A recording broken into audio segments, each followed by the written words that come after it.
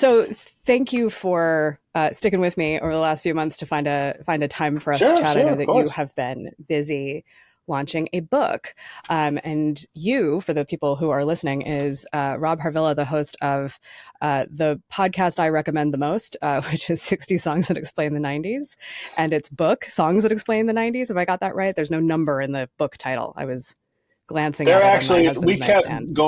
we kept going back and forth, but it is 60 as well. That It's still number is 60. Yeah. inaccurate in both cases, but 60 songs that explain the 90s is the name of everything for continuity, Excellent. for brand maintenance. Yes. Brand maintenance, if not accuracy. Yeah. There we Since go. it's going Yes. to end up at The brand, 120 songs, right? it is. It's going to end up at 120 songs in 2 days as we sit here talking. But yes, the brand is more important than the truth in the end. So. Well, as Adam and I both come from the universe of brands and marketing, and so we know that. We know Okay, that. good, We good. believe that. I don't We have don't to believe that. explain. Yes. We're paid to believe that anyway. That's right. Yeah, sure. So, yeah. Yeah, there are incentives, and we will talk about other kinds of incentives as we go along. Because I have some, questions. As you may, I don't know how much you know about our show. We've been at this for a little over a year, and Yeah. it really came out of the sense that there's an onslaught of headlines about millennials are like this, and Gen Z is like that, and boomers Yes. and whatever. Yes. Very little as ever about Gen X. And I believe that you and I are in that same kind of shoulder generation, as Anne Helen Peterson likes to call it, of like Yes. too old to be millennials, not really old enough to be Gen X, but we sort of get grandfathered in and dress the part. I can't be a millennial. That doesn't sound right in my head at all. But yes, I think I'm 78, right? So that does that make us late Gen X? Is that okay? I think in Younger the end Gen it X. did. That's Like, nice. Okay. yes. Ah, that's Yes. nice. There was a hot moment there where there was no generation between like Ooh, 74 and 80. that's even cooler to And be. well, this is where they raced in and started doing like it's the Jordan Catalano generation, it's the Oregon Oh, Trail generation, it's ooh, I'd be part of those the things. Oregon Trail generation, man. I played that plenty in elementary school. Got dysentery plenty of Um, times. That's not the probably not the most prominent thing about that there was game, a but it's cheat what code. you mind. There was there a Did you ever dysentery figure out the avoiding cheat code? Okay, that would have been convenient for me because clearly I got it a lot. well, And you shot too much meat, like you shot like just an absurd amount of deer or whatever, and it's like you can take 2 pounds of the 400 pounds of meat that it was a very hard game. As I recall. it's a very hard game. The cheat code did not get you like immune to dysentery, but it did get you like Too bad. unlimited supplies That sounds pretty out of good. the Yeah, gate. because I would not play as the banker on principle. I probably did play as the banker because he had the most money, right? It was like the banker something and something, and it was it's teaching me class warfare, subtly when I was in the second grade. I'm really grateful to Oregon Trail Yeah. Class warfare on an Apple IIc or whatever.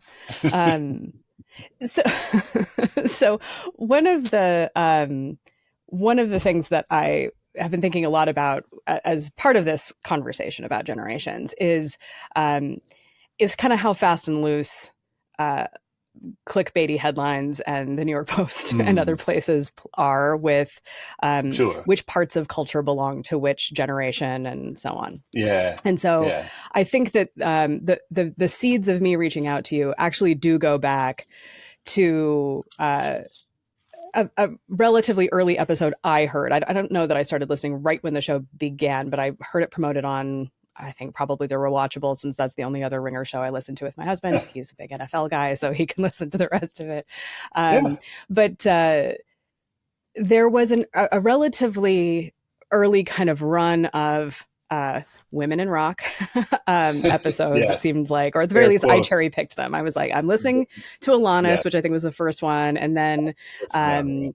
um, uh, Hole and Liz Phair, Mm-hmm. which Liz Phair was the last concert I saw before the pandemic started. Ooh, I went to important. Hoboken and saw her there. It was awesome.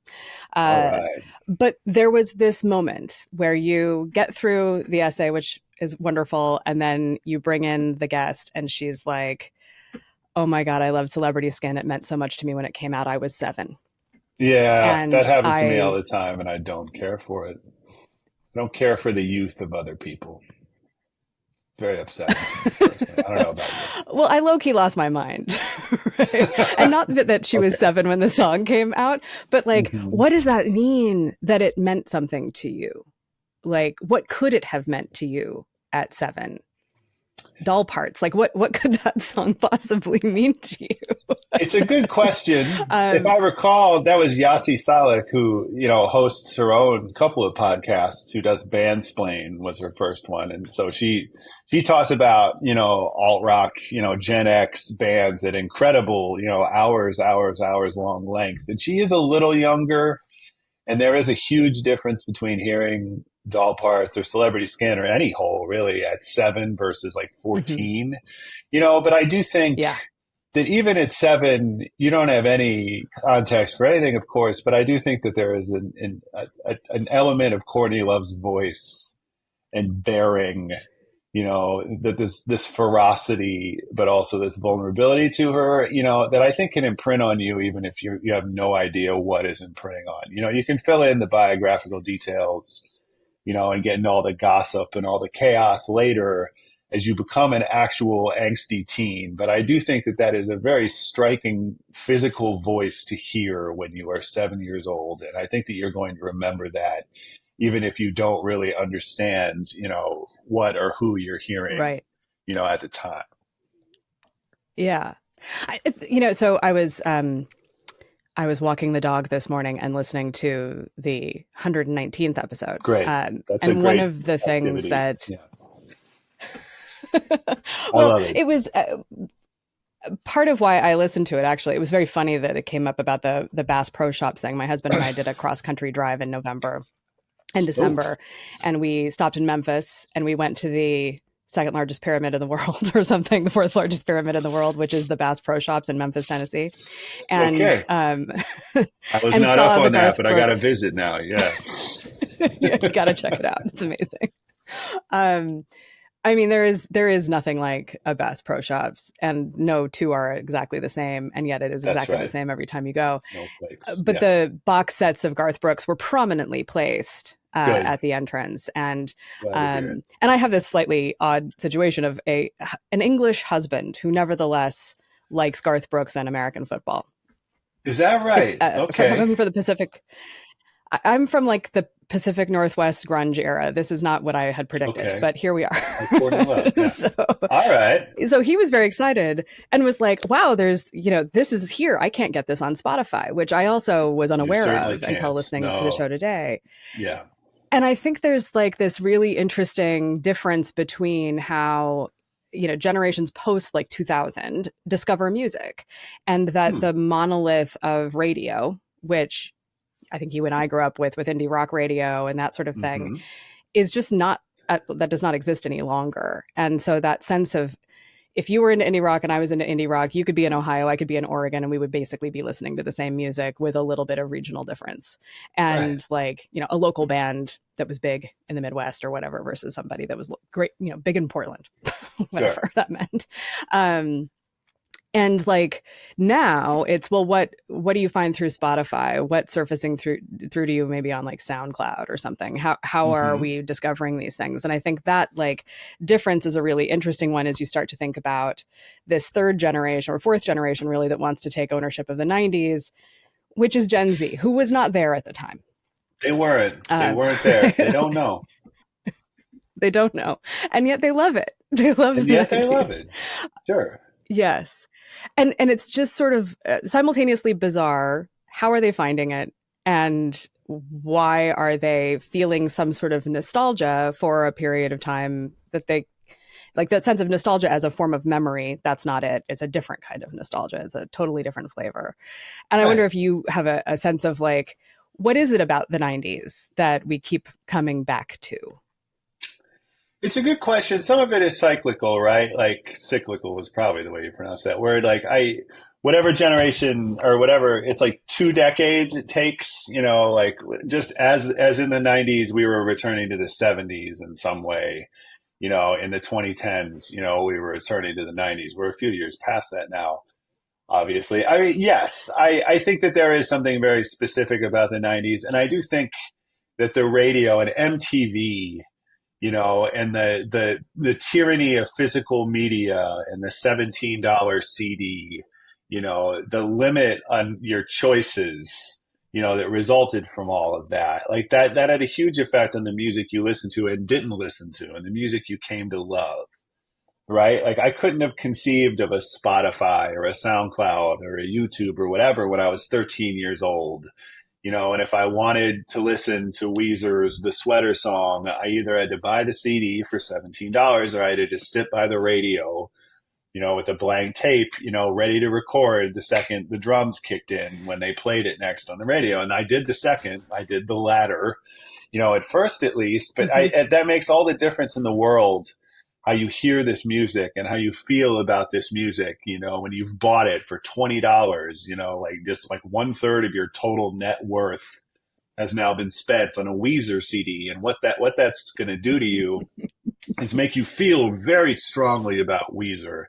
And it's going to make you play that CD 200 times, even if you don't love it, because you bought it, because you own it. And you want to maximize, the economic value of this thing that you bought. But that's the hardest thing to explain to people now, is the idea that like whatever was on MTV, whatever was on the radio, and as you say, there was regional differences, and especially you in Portland, I imagine. But it's listening to alt rock radio in Ohio is very similar to somebody in like North Carolina, or even in the South or whatever. It all it all does affect the way that we hear and feel about and remember this music. As to the Mm-hmm. question of what younger people are getting out of it, I do think the 90s have a very strong, even if it's a stereotype, a very strong cultural footprint. You say Gen X, you say the 90s. Like, I think a lot of people think Nirvana, right? People jump immediately to grunge, to alternative rock, to Seattle, to that half a dozen bands, Pearl Jam, Soundgarden, Alice in Chains, Nirvana, et cetera, et cetera.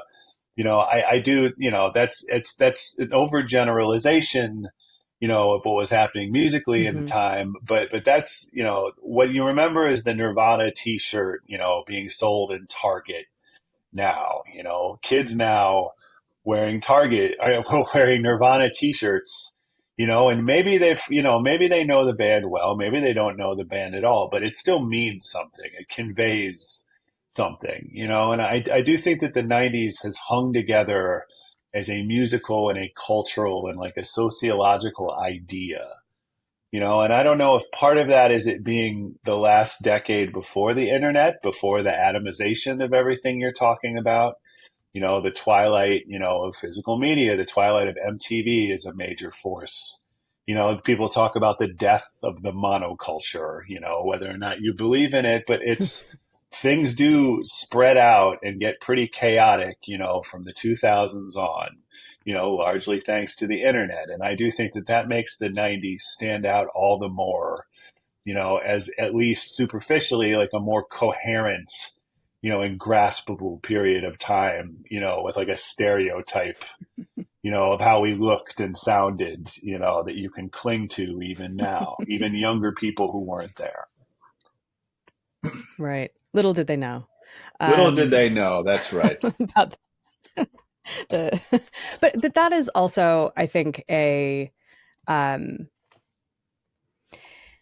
we just did an interview last week with Rebecca Jennings from Vox because she's Oh, cool. covering internet culture and has done a couple pieces about like TikTok slang and Oh a boy. way and this had we'd reached out to her for a variety of reasons, but one was these pieces that are like, they come up on Time magazine's website or the Today Sure. Show or something of like, here are the slang terms the kids are using that you need to know the Mm. definitions for. And you read through the list and it's like, so half of these have been around for 30 plus years. And so that you just picked up on it, Yes. Today Show Right. editor, is a little concerning to me.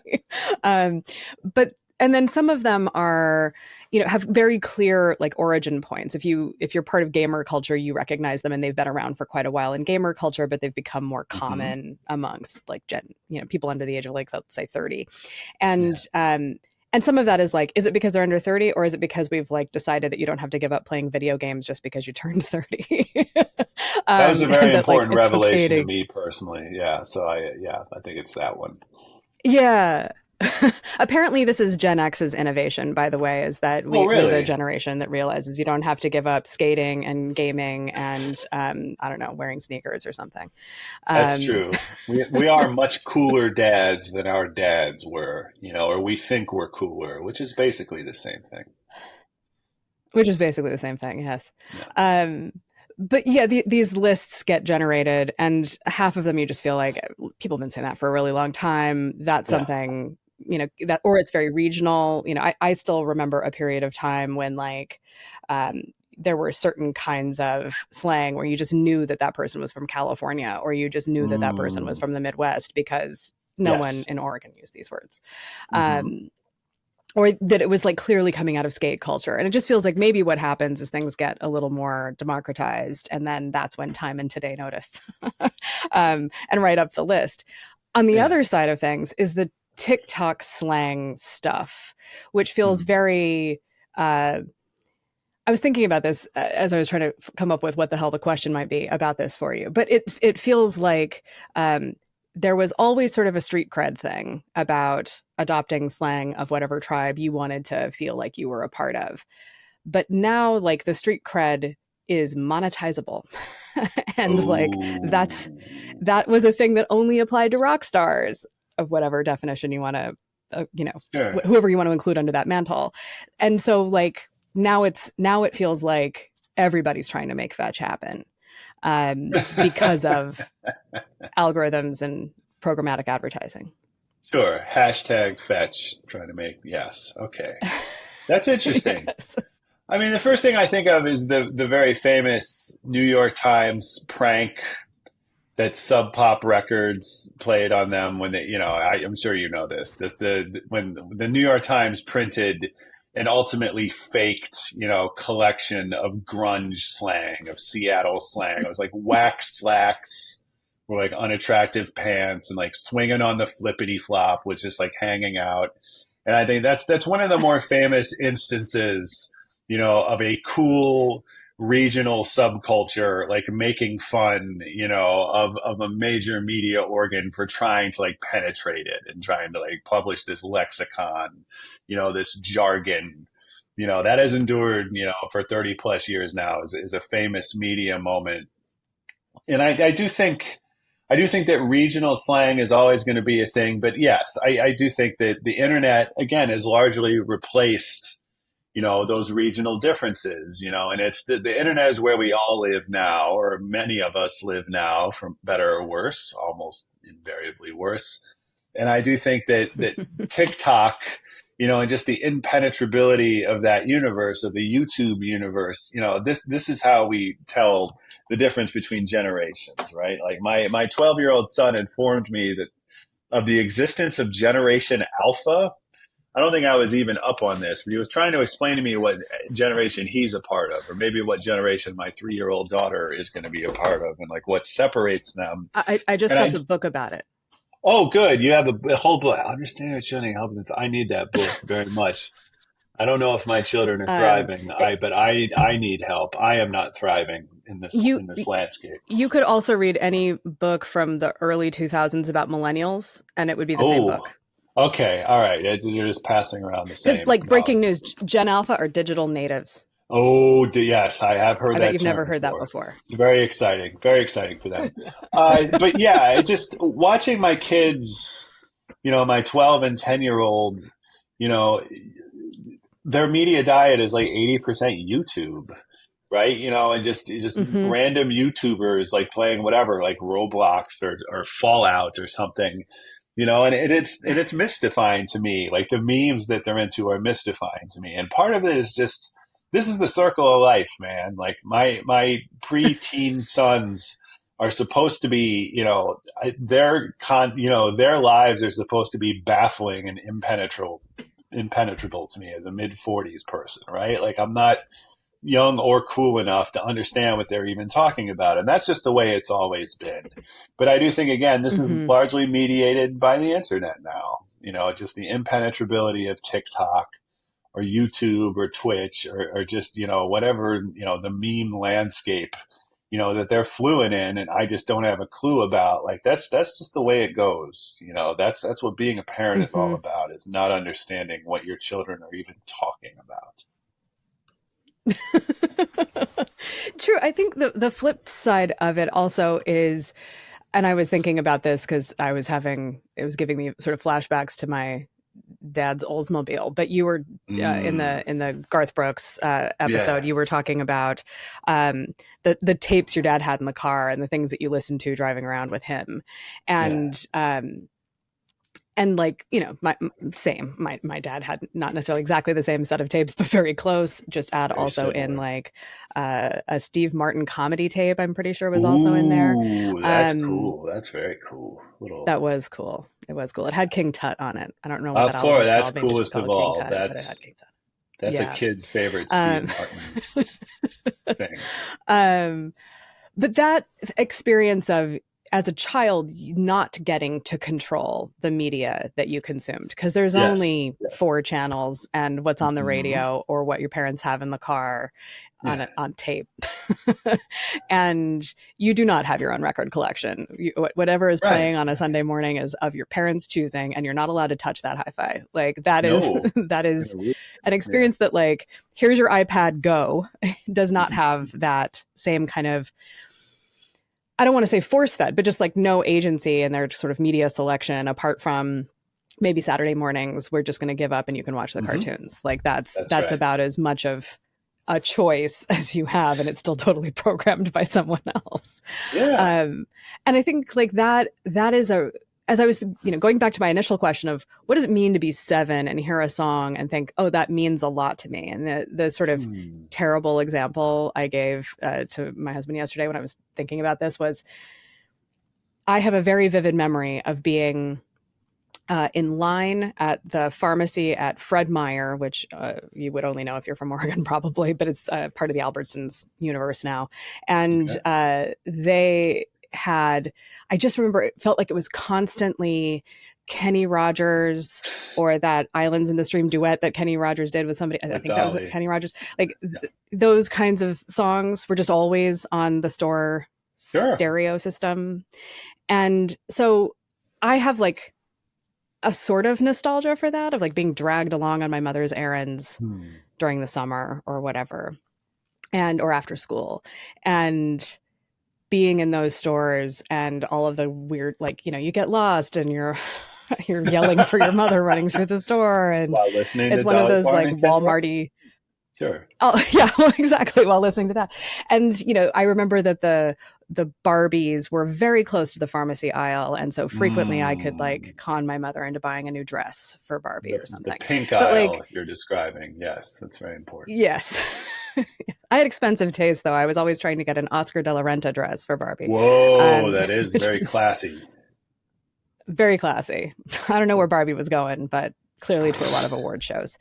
And there was, but like, so yes, I have a very clear nostalgia for that. There's something about that moment. Those moments aren't like, I don't, they don't have other meaning. The songs themselves don't have any meaning. They were just sort of the Hmm. soundtrack of being Sure. dragged around behind my mother or riding in the car with my dad or whatever.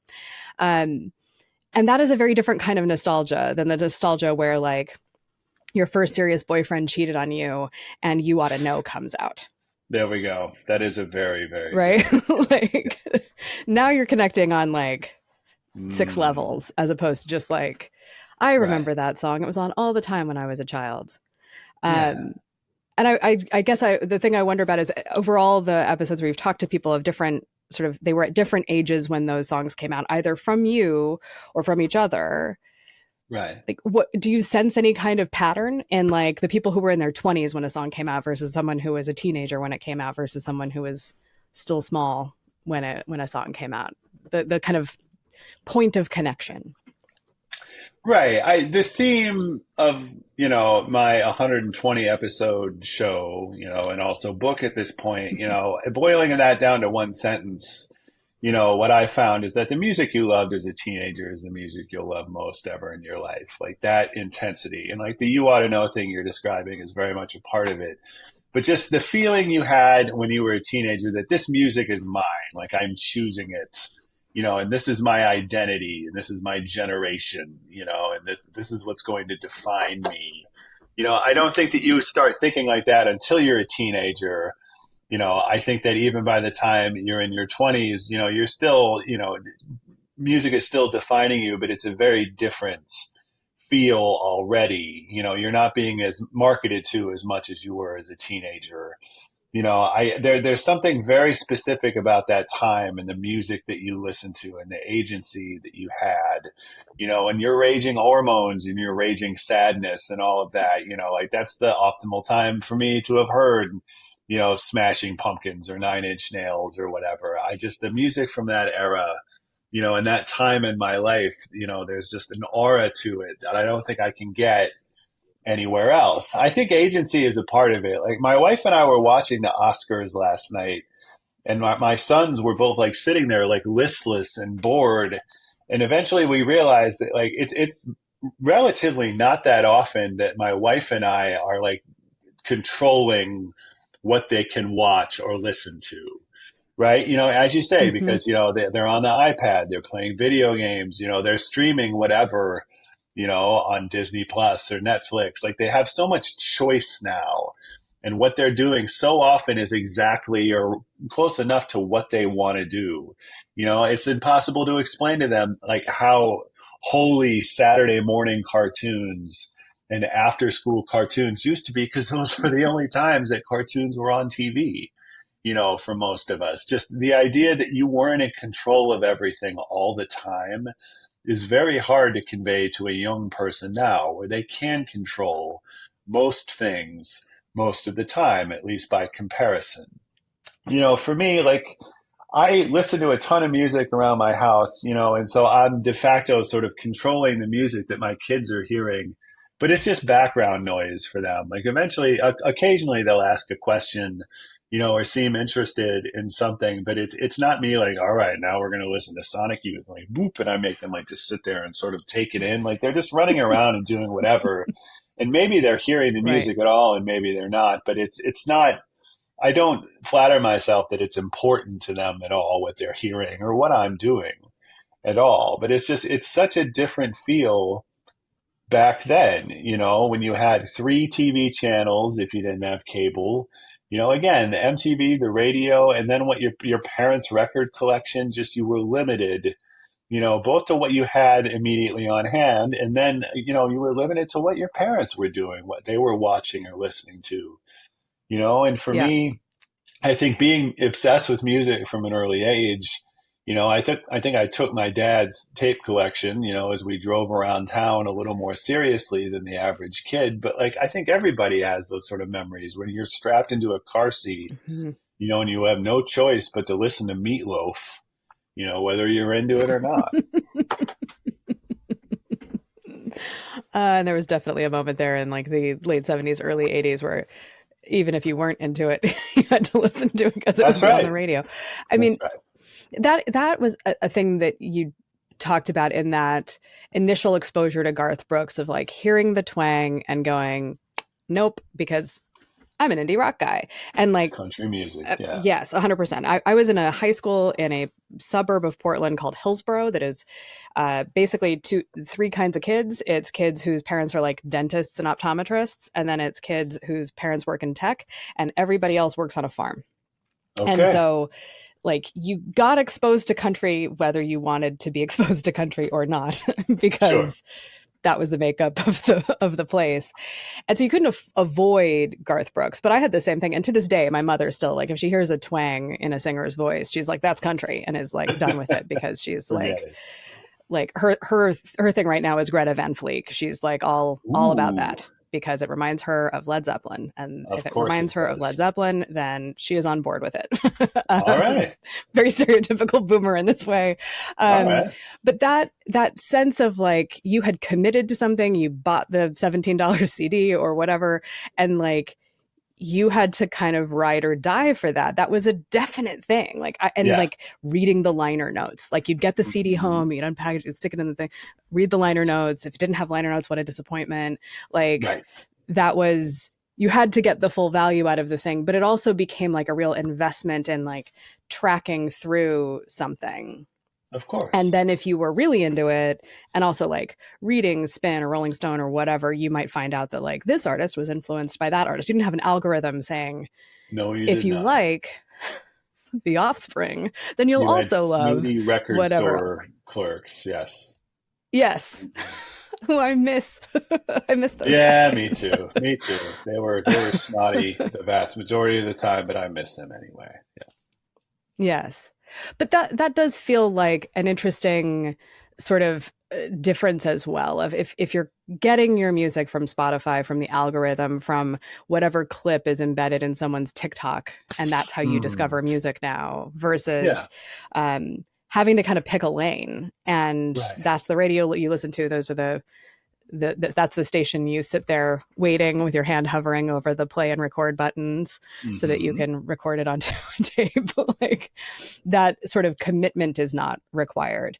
And I guess that continues to make me go, well, then what is it then that is bringing Gen Z into it? If not that like they're ambiently listening to 90s music because their parents are probably still listening to the music of their teen years. And so Sure. like they're aware of it more than they're aware of anything else in this splintered, algorithmically driven universe. Right. Um, and but also there's more, it feels like there should be more room for dabbling. And I don't know if you see this with your kids or not. Like, are they more eclectic than we were? Are they exposed to more things and so they're interested in more things? Or is it like still that need as a teenager to pick an identity and stick with it for a while? I think that there's always going to be a fundamental teenage, like, this is what I am. This is what I'm not, which is every bit as important as what you are, as what you're not. So I think that tribal aspect is always going to be there. But I do think it was more pronounced back then because you were captive, to the half dozen CDs that you owned. Because even if you were interested in Garth Brooks, you're not going to risk a $20 CD purchase, to see if you like it. Being able, not in Garth's Mm-hmm. case, but almost everybody else, being able to stream, sample something before you buy it or without buying it at all, like that does make a huge difference. And so even if there is this tribal thing, and even if you are inclined at 15 fundamentally to say, this is who I am and this is what I'm not, I do think that kids today are, are at least able to dabble a great deal more than we were. Again, I cannot fathom the existence of a Spotify or a YouTube when I'm a 10-year-old. It just doesn't compute for me. It would have blown my mind the thought that, I wanted an Aerosmith. I wanted to tape off MTV the Aerosmith video for Angel, which is not like one of the most prominent Aerosmith songs. And so I had to wait until they played that video. And just the fact that I could pull it up on YouTube right now, like it's just such a simple thing that everyone sort of accepts now. I feel so antiquated even saying it, but it meant the world to me back then when I finally got it. And so one thing people say a lot is that it meant more to us back then because we had to work harder for it.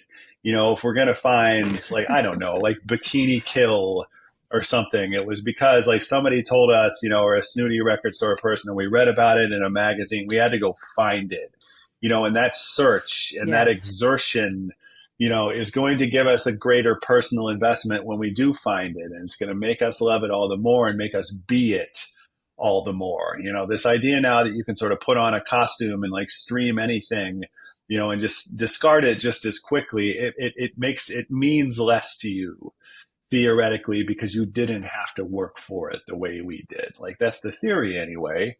As for my kids, I they're not in and of themselves super music obsessed.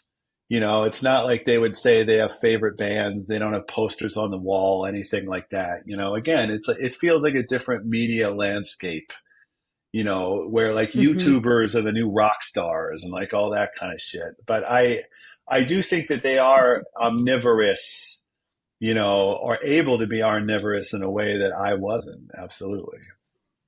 Yeah.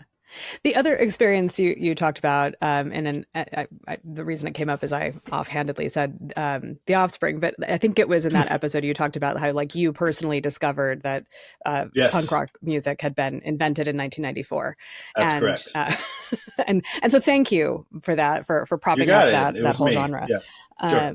That was good stuff. Anything I can But do. that experience also of like this is it, oh look at this is punk rock, there's never been punk rock before. This is Hmm. the beginning, the birth of a thing, Yes. does sometimes feel like you see certain kind of TikTok trends or things that I have an 18-year-old niece and a what is he 14-year-old I guess now 13, 14-year-old nephew, and there are things that they do that they feel like is totally new and fresh and their generation discovered it and it just happened now with Hmm. whatever. I mean, I'll give you my favorite example of this because my niece was really into One Direction. The whole discourse around the way that Harry Styles dresses, and Yes. like he wears kind of feminine clothing and so he's really like gender inclusive and enlightened Mm. about gender and blah blah blah, and I'm like, let me pull up some pictures of uh of like Kurt Cobain in Kurt granny Cobain in a sweaters dress. Right. and Yeah. in a dress, yes, and like Robert Plant in baby doll tops, like Hmm. Hmm. I have seen this before. Right. Like, Yes. but like no, Harry Styles invented it and he's like Yeah. super woke about gender, and that's what we're supposed to take from it, as opposed to he knows he's pretty and girls It's a like pretty lineage. things. Yeah. You make an excellent um point that there with Harry. Yeah. yeah, I mean, I think that is also feels like a thing that almost feels more somehow more possible now, even though it's so easy to get these algorithmic recommendations and find out what every band's inspiration was and whatever, to if you've never heard it before, it's new to you kind of experience. It feels like Yeah. because of the splintering, because there's no immediate connection to lineage, there isn't the record store guy, there isn't the older brother to tell you, well, if you like this then you'll like that. And I mean, I have a very vivid memory of I had a I had a friend that I had a little bit of a crush on, and he was super into the Dead Milkmen, so I became super into the Yeah. Dead Milkmen. That was my wife's And my first dad, concert ever. That's very oh, cool. See? then she's cool. But the day that my dad came into my room and heard me listening to it and was like, "You like this?" And I thought finally I had found the thing where I was going to be cooler than my parents. Mm. Because they were actually quite cool, and it was infuriating. The couple days later, he comes in and he's got uh, a double disc of Frank Zappa and the Mothers of Invention, and is like, Oh, "Here you go." God. Wow. A double disc. That is a lot Yes, of Zappa to lay on your daughter. it's a Man, lot of that's Zappa. hilarious. That's Yeah. a lot of Zappa. One song is a lot of um, Zappa. Two CDs of Zappa is an inconceivable quantity of Zappa. Wow. Did you well, if enjoy you want to that? know about the, I did, I did very much, Awesome. and then That's as the fantastic. cosmos would have it, I then went to work for Gail Zappa for about a year, Whoa. All right. in Los Angeles. Yeah. Cool. So that was Frank had passed by that point in time, Sure. Yeah, but yeah. yeah, yeah, That yeah. is hilarious. That's the So I spent a ultimate lot of dad move. time. It was the ultimate dad move. It was like, how about some playground psychotics? Good luck to you. And That is phenomenal. Like just handing it yeah, to you like it's the holy grail, right? Like the key to the universe. It's like this is the good shit right here. It's just, wow, yeah. Exactly man. right. It was just, Yeah. oh, you think you like this? Well, here you go. Um, which then became a kind of fun game between the two of us where I would play music for him and he would say, that reminds me of Yeah, this, yeah. or Well, that, that's awesome. oh, I've never heard anything like that before. And that would be a fun game that then also led back to my mom's rejection of country music. Oh Brother, where art thou? That movie came out Of and course, the everyone bit of was suddenly into soundtrack. bluegrass for a Yep. minute. And my dad had been in a bluegrass band in graduate school, played banjo. Okay. And Wow. so he was into it. And I got him the Sure. soundtrack for Christmas or something. Great And dad my gift. mother was like, I don't want to listen to this. I hate this music. And my dad and I were like, really? You don't like this at all? And so we brought out um, like Bronniar's Stomp from Led Zeppelin, and then a Mm. couple of I can't remember the song now. There's an Aerosmith song that has like a bluegrass beginning to it, and Sure. she was super into Aerosmith as well. And we Yeah. played both of those songs for her, and then we played a couple of tracks off of "Oh Brother Where Art Thou," and we were like, "It's the Man. same music," and she was like, "It is not." I love how musical your family is overall. This is very, very cool. Everyone had to play an instrument. This was a Everyone had requirement. to My mother play. played What the did you play? saxophone. What did you play? I also played the saxophone. All My right. dad played more. My dad was a polymath at everything. So he Yeah. played piano, trombone, trumpet, banjo, Jeez. guitar.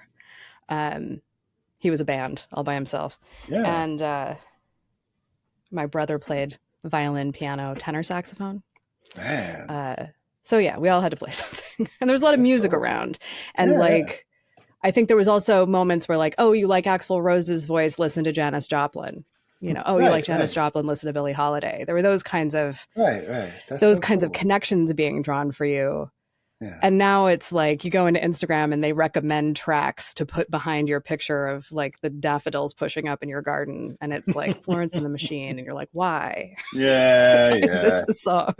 There's a lot of that. I mean, the two that I think about a lot are, first Kate Bush's running up that hill, blowing up Yes. a couple summers ago. And there's a very clear reason for that, right? You put that song in one of the biggest TV shows on streaming, and you get a Yep. combination of like the youth discovering it, and like people like us rediscovering it, It's like, oh, I love that song. And suddenly Mm-hmm. it's like a legitimate number one song again, number one hit because everybody's streaming it, both the old people and the young people. But I don't know if you saw, like, there was this big thing on TikTok where shoegaze music was suddenly huge again, like I miss this. really, like not super abstract, but just way more insular guitar rock, often from England, bands with like Duster, like bands that were sort of Mm-hmm. cool indie rock,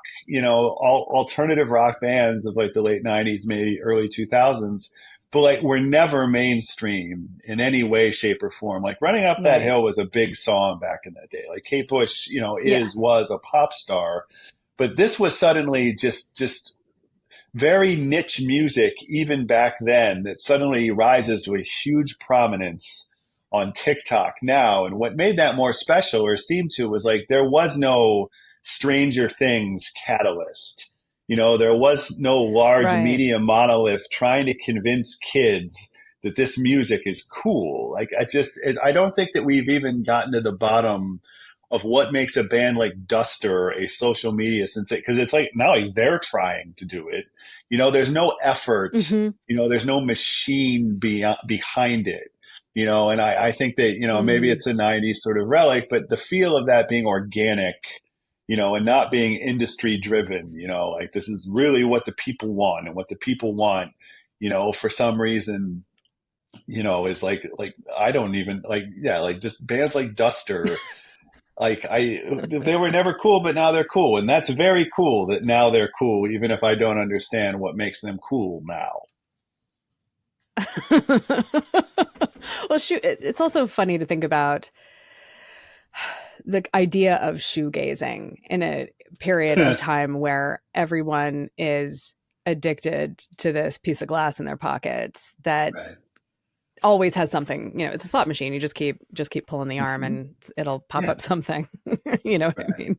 And that I was that idea of being able to just sort of, I don't know. This was a random sort of description that occurred to me thinking about my niece and nephew. Is they have no idea what it's like to be alone in your room with your thoughts, Bored. Right. because what they are is alone in their room with everybody's thoughts, Other people's and thoughts. like, That's right. yeah, And so like what is that? I mean, shoegazing sounds like it's probably practically meditative, right? And kind of no wonder Right. you would have sort of indie guitar band stuff to go with that. It's not what Yeah. we do. We don't shoegaze. Who shoegazes? You got a phone. Look at your phone right now. Right. No, it's interesting to think about what somebody who was into a band like Codeine or Low or Duster, like what they were doing while they were listening to this music in the 90s. And I think you're right. They were alone in their bedroom with their thoughts, and the shoegaze part is like the artists themselves having so little charisma on stage that they're just staring at their shoes, and so like Yeah. the anti-charisma of the artist like projects onto the audience. Like this is moping music. And I can say that because I did a Right. tremendous amount of moping as a teenager, because of course I did. But I think I go back to my wife and I watching the Oscars and my kids becoming sullen. Like they are very rarely bored, and Hmm. it's only my son has a smartphone now, but like my heart breaks a little when I see him on it, because he's not, my wife tries to tell him, it's like you need to spend a little time with your thoughts, you need to be bored sometimes, because that's what sort of stokes creativity. What is it doing to your Hmm. brain, is a very vexing question, but like what is it doing to your imagination, and how is it affecting how music is imprinting on you if you only know music as just the background, to somebody playing video games or whatever. Like I just the internet and phones in particular, I hesitate to say ruined, but they have certainly drastically altered, virtually everything at this point, but certainly culture, Hmm. certainly music, and certainly the way, that teenagers now are spending their free time. Yeah. It is a I think one of the things that I've talking to some friends of mine who work more in the kind of video game space and games in general. It makes me think about kind of the popularity of games like Magic the Gathering or even D&D. Like we used to live in Carroll Gardens in Brooklyn, and there was a place down the street from Yeah. us called the Brooklyn Strategist, and you just like pay a cover, pick out a board game, bring beer, and I like took my play kids to one whatever. of those a But couple there, days ago, minus the beer, but yes, wait, my kids love doing that yeah, now. But yes, I know exactly what you're talking well, about. yeah, exactly, and it's great fun. And the other side of the room was really dedicated for the like D&D Warhammer games, Sure. and those things feel very popular amongst Gen Z, which I Hmm. think to some degree goes back to what we were saying before about like Gen X just going like, I don't care that I'm old, I still like playing D&D, so my kids are going That's to play true. D&D. Guess Yeah, what, kids? that's You're right. going to learn D&D. Um, and maybe that is also part of the music nostalgia thing. I have one of my good friends is a big vinyl guy, and Yeah. he is now the guru for his kids and all of Mm. their friends for like going to Inner Sleeve Records in Amagansett and like buying Yeah, man. buying whatever and like getting advice on whether this is a good price and whether this is a good, Oh, okay. is it in good shape, and what should we get Right, next. right. um and that sort of that connection point always draws me back to there's a meme where it's like a scene from a reality TV show where a blonde woman is screaming, and then there's a sullen cat, and then the Oh, yeah, the screaming person cat. is the Yes. millennials, and the sullen cat is a boomer. I And then love below that it, you've cat. got Karen from Will and Grace pouring wine into like a Halloween bucket, and it's Gen X, Okay. Gen Z. I haven't So seen like that version. boomers and All right. millennials. Yes. I will send it to you. It's fantastic. All right, good. But there does seem to be, instead of like the clash, we shall have the comedy, and that will bring us all Mm. together. The Right. other part of it, though, that I think about is a kind of inevitable retconning that we do. Like, I'm certain at some point my parents had 8 tracks, but I don't actually remember 8 tracks ever being around. I remember cassettes, I remember Sure. albums, and then Sure. CDs. Yeah. But I do feel like people around my age like to throw 8 track into the conversation quite a bit, as if that was really part of their childhood experience. And maybe Right. for Yeah. some That people was it a little was. before our Maybe that was time. still Oh, yeah. I know what you was a mean. little before our time. Yeah.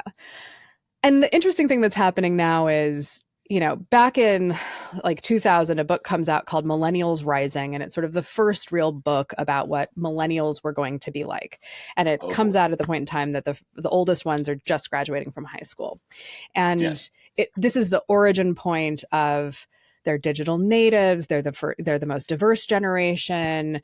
They're Right. going to be, the next greatest generation. They're so optimistic. They trust their parents. It's all up and to the right for Mm, millennials. sure. And they won't remember a time before the internet, and That's yada true. yada. Yeah. The thing that's happening now amongst at least older millennials, I lovingly call them the newly olds, Good. is that they want to now go, hang on, no, I remember push button telephones, and I remember landlines, and I Mm, remember cassettes and dial-up mixtapes and internet. Yeah. Yeah. CDs, dial up internet, all of that stuff. Like, no, I want to hold on to the stuff that, the demographers and the marketers just sort of discarded and went, no. You're into like, uh, Right.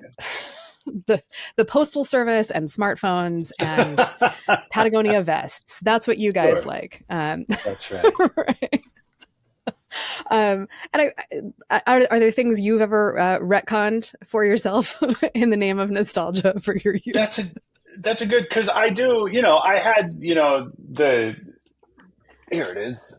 This is an audio medium, but I had this phone, right? I had the clear touch tone, see Yeah, the through, clear multicolored Conair phone. phone, Yeah. Conair phone. And when I got that in my bedroom, when I had my own phone in my bedroom when I was 15 or so, that was a big deal to me. I remember push button phones. I remember dial up internet. As you say, 8 tracks were a little ahead of my time, but I remember like my dad having some, my uncles having some, so plenty of that old technology I do remember vaguely, but I do remember in real time.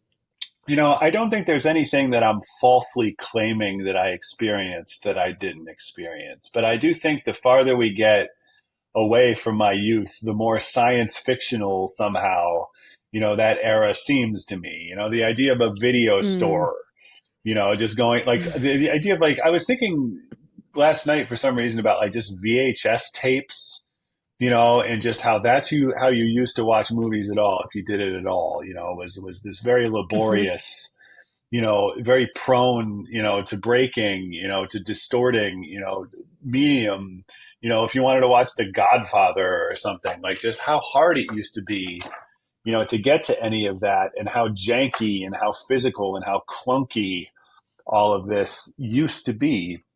I the farther I get away from it, the more it seems like it didn't happen. But I know that it did, and I know that I did experience it to some modest degree. And I do think it makes a big difference that we can, albeit vaguely, imagine a time before the internet. Like Hmm. that is sort of the before and after. And as I've gone about the project of quote unquote explaining, defining the 90s, I always return to that idea that it's the end of the time before the internet. And so now it's Yeah. bound up with all these memories we have of, the monoculture, captive audiences, physical media. That's as much of the story of the 90s as the music, as the culture itself, even if it just seemed normal at the time, even if it just seemed like this is the way it Right. is and this is the way it'll always be. In retrospect, you know, I don't think I realized at the time how much CDs as a physical object would define, that period of time. I thought I'd have my CD collection forever, and I'm sure people who Yep. had like their original vinyl, their tapes, their 8 tracks, it feels permanent when you're living through it, and you can't imagine a future Hmm. beyond it. And I still can, and I don't know if kids today can or not, but it didn't feel like the future, but it felt like the perpetual, the permanent present, at the time. That's just, if I want to listen to an album, I'm going to have to buy it for $20, and that's the way it's going to be Right. forever. I thought it would be that way forever. I really did. Music was a thing we used to buy each other as gifts. Yeah, They would be like you used to meaningful. buy my mom. You used to, yeah, you buy the old Yeah. brother, Where Art Thou soundtrack is a fantastic dad gift. That's an ultimate. Yes. That's the best case scenario. So the last thing I wanted to ask about is just thinking about looking at something like an entire decade, because it is an incredibly long time. And, even just like thinking through, It is. in 1990, I was 13. And Yes. in 1999, I was 22. Big difference. Right? Like that, that's a lot of difference in a person's life, right? And it's also like, Yes. even if it weren't, like the difference between, I don't know, 33 and, well, no, that still seems like, all of those seem like long spans of time. I'm trying to like say it feels less pronounced the older you get. I don't think that's true. Right. But going from 13 to 22, a whole lot of life happens to you. Your body is Yes. physically different. You are a different Mhm. physical being than you were at the beginning of a decade, than you are at the end of a decade. Yeah. And there are these like multiple cycles that go through it. One of the pleasures of listening to 120 episodes of the show, I cannot say that I've listened to all 120 of them, but God knows how many I've listened to, is that like Right. each one of those feel like epics unto themselves, Right. and they're all taking Absolutely. place within a span of 10 years. Right. And I guess I'm curious if you sort of see like smaller waves within the 90s that have their own definitions. And obviously like there's also like regional things going on and Mhm. international things going on. Like, my English husband is, disappointed that big beat boutique music did not get more play because he grew up in the South Downs and like it was all about Fatboy Slim in Yeah. that area, and area. But like, yeah, I'm curious if you can kind of identify sort of smaller like micro moments within that decade that feel like they kind of waved along through the course of the 10 years. Have you had time even to think about that? Oh, absolutely. And that's one of the things I love about the 90s is it does, the difference between 1990 and 1999 is profound, even setting aside how old you are, when it ends versus when it begins and the changes that have come to you. The pop landscape of 1990, like let's just talk about rock music, right? Like the great cliche of the 90s is that the 90s begins with Nirvana, right? The 90s begins with Smells Like Teen Spirit. The Mm-hmm. 90s begins when, grunge kills hair metal.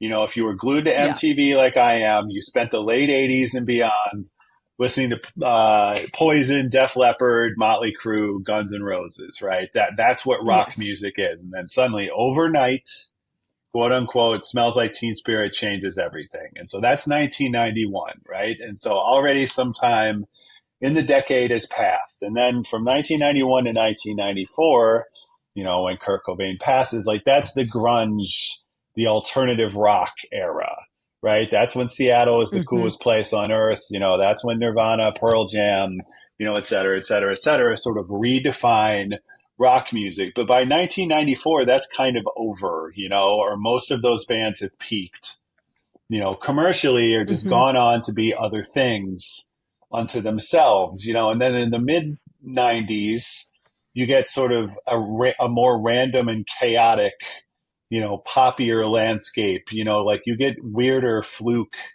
hit songs on the order of like, I don't know, like How Bizarre or You Get What You Give, or Sugar Ray's Fly or Semi Charmed Life, right? Like there's a Mm-hmm. flavor to me anyway that the mid 90s has, that's a little post grunge, and by the late 90s, first of all, like if you want to talk like a microclimate, like ska is suddenly huge Yeah. nationwide, you know, Yeah. for like a span of 1 year, from mid 96 to mid 97, and if you loved ska, then it never stopped for you. And that's awesome. But like the Mighty Mighty Boss Tones, and Real Big Fish and like No Doubt getting started, like that's suddenly a huge thing. Then you have like an offshoot of that that's like the neo swing, the Cherry Poppin' Daddies and Big Bad Voodoo Yeah. Daddy. And then by the end of the decade, rock music means new metal. Rock music means, Yeah. Korn, Limp Bizkit, these bands that seem, spiritually and musically and culturally, totally antithetical to, Kurt Cobain in a dress, Right. redefining culture in 1991. Like all of that is the span of one decade, and they all do feel very distinct those micro eras in a way that I can't say about the 2000s or the 2010s. And what I'm Yeah. always trying to figure out is that just because I was a teenager then, and so this is the time when you're sensitive, and most attuned to all those subtle changes in culture, or was there some quality about the 90s itself? And does it go back to the internet or the pre-internet of it all, where it did seem like there were distinct eras within that time? Mm. You could say the same about rap music, right? You can talk about pre-Biggie Hmm. and Tupac, mid-Biggie and Tupac, post-Biggie and Tupac, like the shiny suit era, et cetera, et cetera, et cetera. Like Yeah. whatever genre you were into, you can track these microclimates within them. And I do. That's one of Right. the things I love about the 90s. It's like every song feels like a different, like an epic unto itself. Like you said, there's not a sameness to it, and that's Yeah. what kept it interesting to me for 120 songs. Hmm. It feels like maybe one of the, my sort of big question was sort of, who owns the 90s? And in a way, it seems like the real interesting thing there is this ongoing tension between labels and radio and MTV, both trying to tell us what to listen to, but also figure out what we Hmm. wanted to listen to, right? Like they're in Sure. this push me, pull you of like, Yeah. you know, we got to find the audience, but we got to tell the audience what we want them to find because we got to move these units. Like That's right. That's there's right. that whole thing going on, and that's just broken now. And it's like I don't even know Yeah. what the new tension is. Like I'm sure the record labels would still love to be able to tell us what to listen to, but there isn't like one place to do that in. I mean, we experience this with brands in general, which is like they're spending as much money as ever to reach people. They're just having to do it in 10x as many places as they used to have to do it in to reach the size of audience they want to reach. And so Sure. it's like we got to find them everywhere kind of a Right. thing. Yeah. Yeah. No. And Yeah. maybe that's why everything does feel so like there aren't nice clear kind of shoulders on genres and micro moments and microclimates. I like your phrasing of it. Yeah. In like music now, it feels like what there is acts. It feels like there's Taylor and Hmm. Beyonce Yeah. and Eras. then other Yes. things. Yeah. Yes. Yeah. I don't No, know. with the exception of a Taylor Swift, whose iron grip on the culture, feels as powerful to me now as like Michael Jackson's did in the mid '80s, under very different Yeah. circumstances. But yeah, it's certainly it doesn't feel like everybody's listening to the same thing now the way it did Yeah. then. And I think my question always for myself is that really the way it was back then, or is that just the way I'm remembering it? Right. But I do think that culture is a lot more scattered. Artists don't sell as many CDs or move as many units, however you're computing them, the way they did. But I still think that the biggest artists are always going to loom over everything else. But I do think that it's a lot easier Hmm. now to just be into your own thing and your own sort of eclectic, personalized, Mm. algorithmically, defined thing. But it does feel a lot more scattered now. And sometimes I think that's a bad thing, but mostly I think it's a good thing. Yeah. And maybe that is sort of part of the allure of the 90s is that Yeah. even if you were in indie rock land and not in hip hop land or not in country land, like you were aware that those other lands existed Right. and Yes. you You sometimes certainly were. visited them by Sometimes. choice or otherwise. Yeah. And there was just sort of a sense of shared experience. Like Right. Right. it makes me wonder all the kind of memes about remember the 90s, stuff. Here's all the things that Hmm. are emblematic of the 90s. How hard or Sure. easy will that be to do for the 2010s or the That's 2020s? right. I When think everyone's it'll be having, harder. Yeah. I think yeah. it'll be. But again, I don't know if that's my rose-colored glasses youth talking, where I just think that my youth is more distinct and definable than other people's youth. I'm sure that's projection on my part, but it Could certainly be. it feels true. It feels true, and that's Yeah, what's important these days. that's what's important.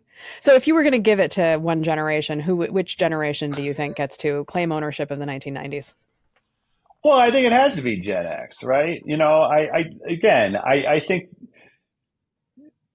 if you were a teenager then, however you define that, whatever year range that presents itself to. I mean, I'm 1978, if I'm late Gen X, then cool. But like, no, I've always thought of the 90s as inherently a Gen X thing.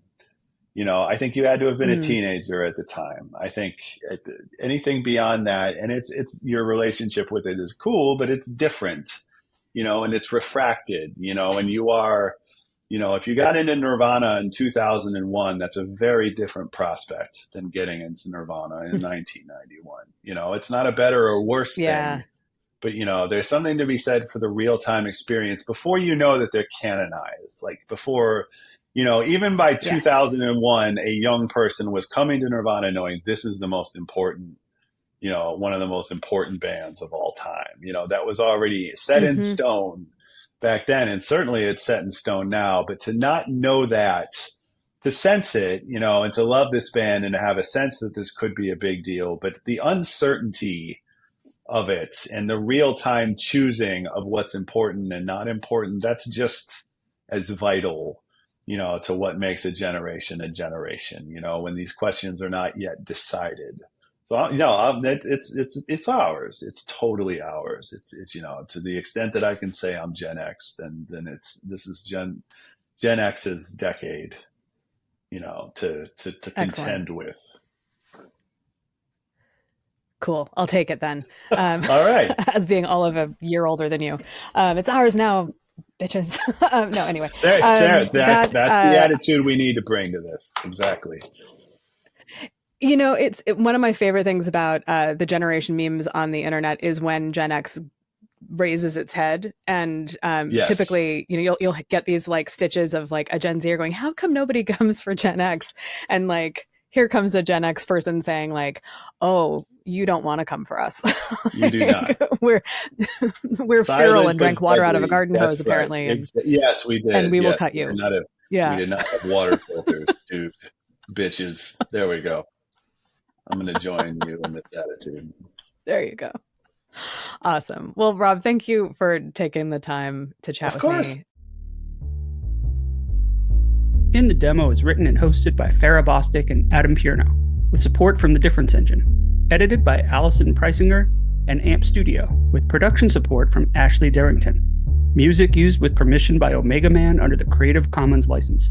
Go to inthedemopodcast.com for behind-the-scenes research, supporting information, and transcripts. If you'd like to support the show, please rate, review, and share the show with people you think will appreciate it. Thanks for listening.